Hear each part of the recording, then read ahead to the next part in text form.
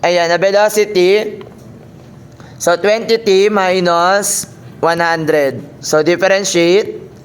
ds over dt is equal to 20. Therefore, the velocity is 20. Ito, para sa interval ng 0 to 10, ito 10 to 30. Then, ito ay...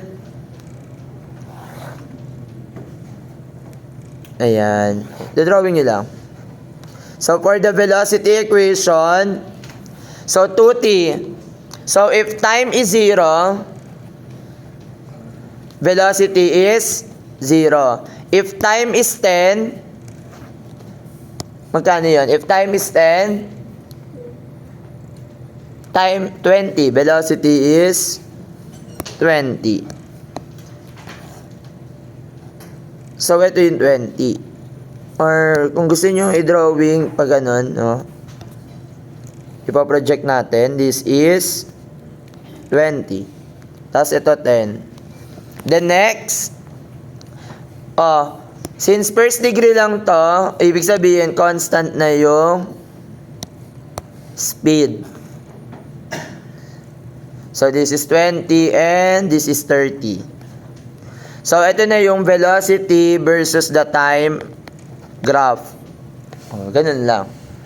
Sa anong equation nito? Di ba equation ng line natin is 2t. Tama? Ano naman yung acceleration nito? Velocity, that is 20. So, ibig sabihin, ito, at any point, no, at any time, yung velocity mo is 20 lang. Dito, at any time, so, for example, ayan, hinahanap, what is the velocity at this time? So, kukunin nyo lang. Ayan. Next. Paano naman yung acceleration equation? For the acceleration equation, di ba yung b? 2t. So, the derivative ng b is equal to 2. Therefore, ang acceleration is 2. So, constant acceleration lang siya. So, this is 2. Ito na ngayon yung acceleration versus the time graph.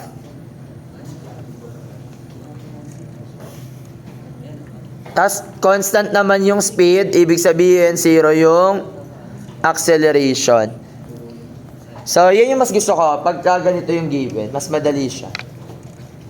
So, minsan ang tinatanong dito, what is the, makinig, what is the position, no, when that time is 20 seconds?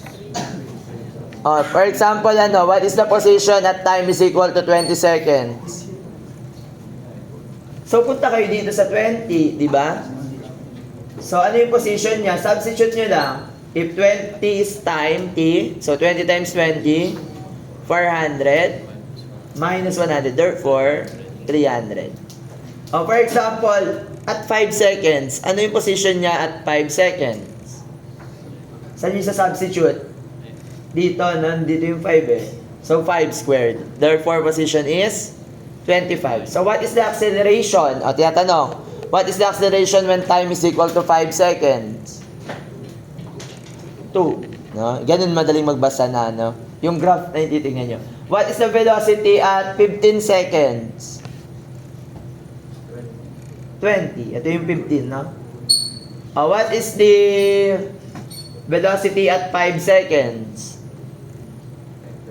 10. Diba? Substitute nyo na lang. Mas madaling magbasa ng graph, no? Kung may nahanap kayo na specific velocity, position, or time. Ganun lang. Yan yung mas madali.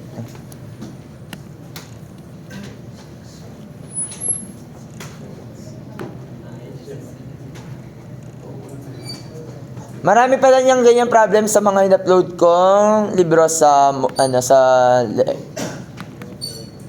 Siret. Sa Teams.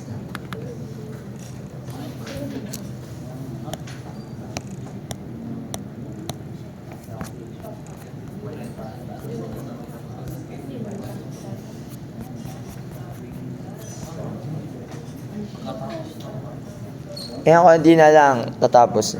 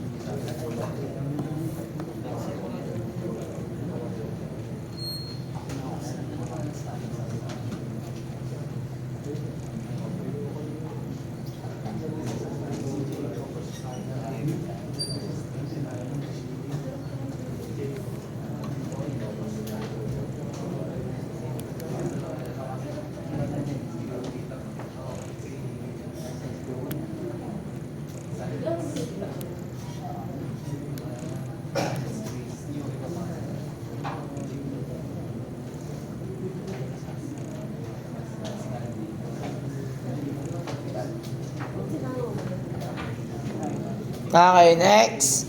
Ito medyo tricky kasi di ba yung pinag-aralan natin is more puro ano lang, velocity, acceleration versus the time, velocity versus the time. Ngayon, ito velocity versus the position. Ang pinapahanap dito is the graph BS describing a motion of the motorcycle is shown in the figure. Construct the acceleration versus the position. So, acceleration versus the position yung hinahanap. Sir, paano yun? Ganito. Velocity ang binigay sa atin is equal to 0.2s plus 10. Ano yung isa nating formula para sa yung A ds is equal to B dV, no? Paano natin makukuha yung acceleration? So, di ba ang formula natin ay A is equal to B dV over ds. May value ba tayo ng V? Ito, gamitin natin to yung equation na to, nakasulat.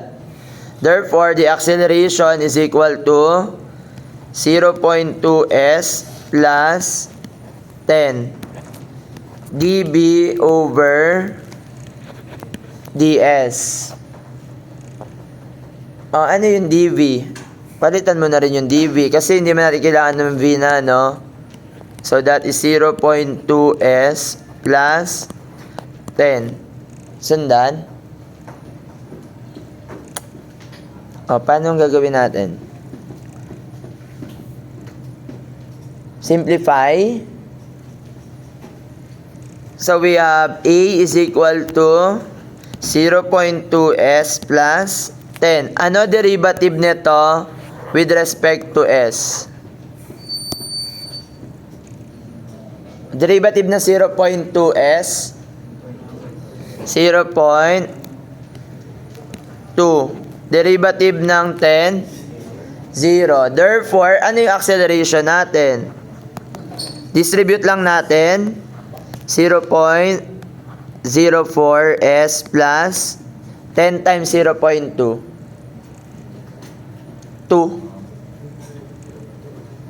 2 ba? Ito na yung acceleration in terms of S natin, di ba? Paano yung kabila? Ito.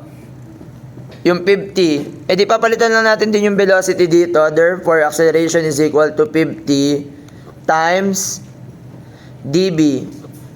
d50 with respect to S. Ano yung dV over derivative ng 50? 0. Therefore, yung acceleration ay 0. Nasundan? Di ba ito yung formula natin? Ang velocity, ito. Ang velocity din ay ito. Differentiate nyo lang. So, ngayon, paano natin madodrawing yung position equation niya? Acceleration versus the position. Di gamitin natin yung time interval dito. Yung position pala. Di ba nakalagay dyan, if S is equal to 0, so anong value niya?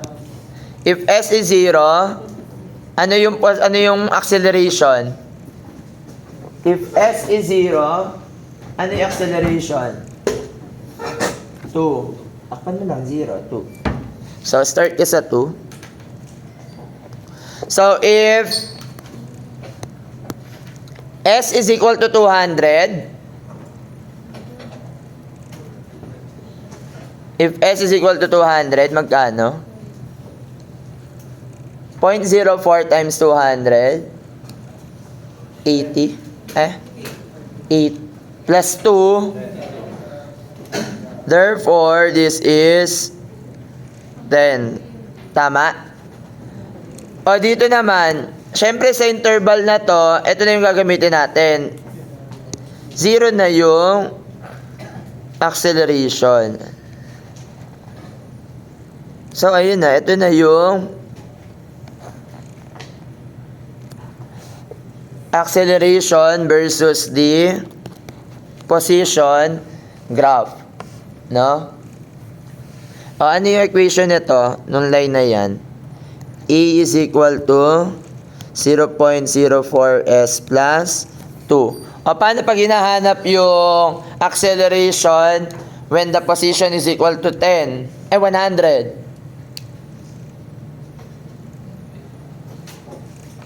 Di substitute mo lang yung position ng 100. So that is 40. Mali, 2 lang pala. Ngayon ba ito? 100 times 0.4. 6, no? 6. Ito siya. Ganun lang. Next, ang tinatanong, determine the time needed for the motorcycle to reach the... Asan na ba yun? To reach the position S is equal to 400. So, paano pagka time na? Kulang ng page. So, for that time, di ba ang formula natin is, ano yung given natin doon? Di ba ang equation natin sa una ay velocity is equal to 0.2 s plus 10. Okay? Pagka time, pwede nyo gamitin dito yung dB. Ano yung velocity natin? Di ba yung velocity is ds over dt? Okay, para makuha mo yung time, palitan mo lang si v ng ds over dt is equal to 0.2s plus 10. Okay, variable separable. So we have ds over 0.2s plus 10 is equal to dt. Then integrate, no? So ano yung nahanap natin? Time, no? From initial time 0 to time t. Tama? Ano yung s? From, ano lang ba ginamit natin? Di ba hanggang dito lang? From 0 to 200. So this is 0 to 200. Kaya po ito ni calculator. So, therefore, the time is equal to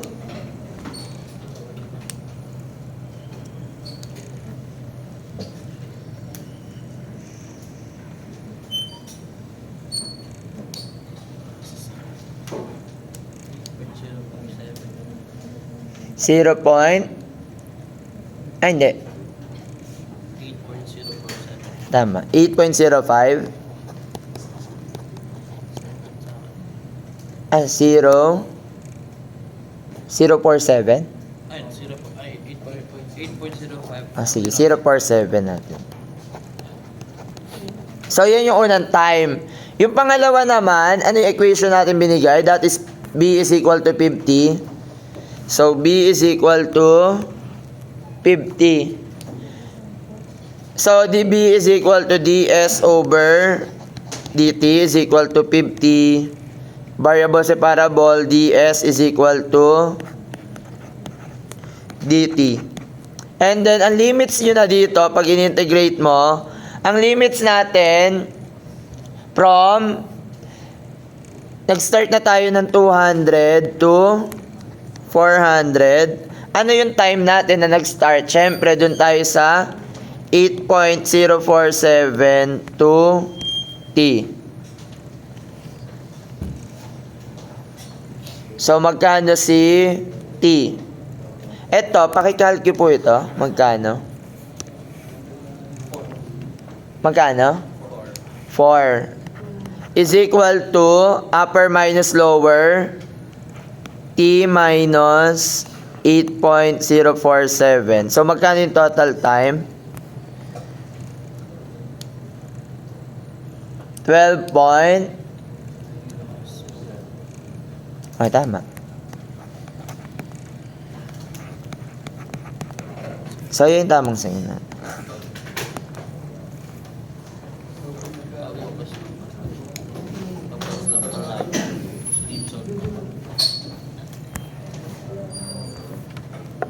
Hindi kaya yung shift solve yan, no? Or kaya?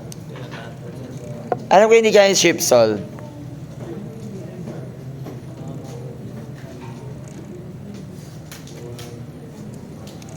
Try nyo nga kung kaya yung shift solve. In terms of x, no? Yung t. Tsaka to, in terms of... Hindi yata kaya shift solve yung limits. I do not know lang, ha?